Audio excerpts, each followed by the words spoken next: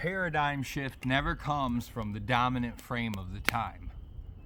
I get a couple more sticks here.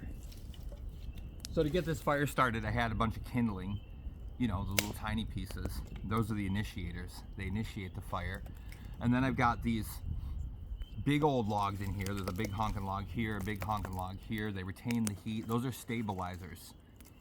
And then intermittently, I'll add these modulators, either medium-sized little logs or, you know, sticks like this. They burn fast. They let out a lot of heat. Notice with the flame, it's starting to make a shape. The wind will blow it here and there, but still, you get this shape. It almost looks like a triangle forming up there. The triangle, like, notice that its phase continuing to update, its relational patterns that continue to update, and then, you know, when we look at it, more or less it's stabilized into a triangle shape.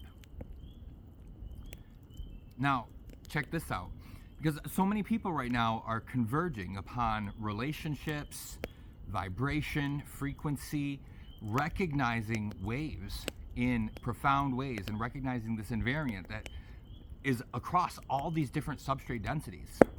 And yet there's an ontological assumption that continues to get smuggled in that's deeply related to particle primacy, and that's geometric primacy.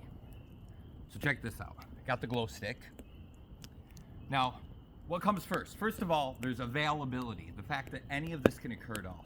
The fact that the glow stick can show up, the fact that I can show up, that I can talk to you. It's just availability. Then second, what shows up is the orientation. The orientation the self takes to the self.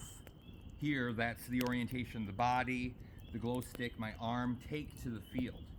And then what next? Now traversal. Right? Now there was a starting position of the glow stick.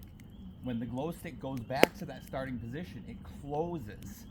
And once closure and phase traversal continues fast enough, you can see the stable trace signature of that closure, and it shows up as geometry.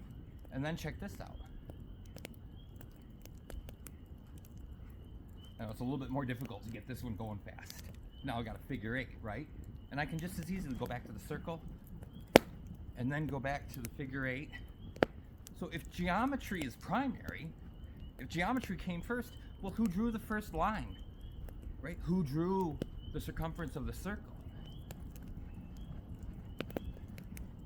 Which came first, the geometry or the traversal?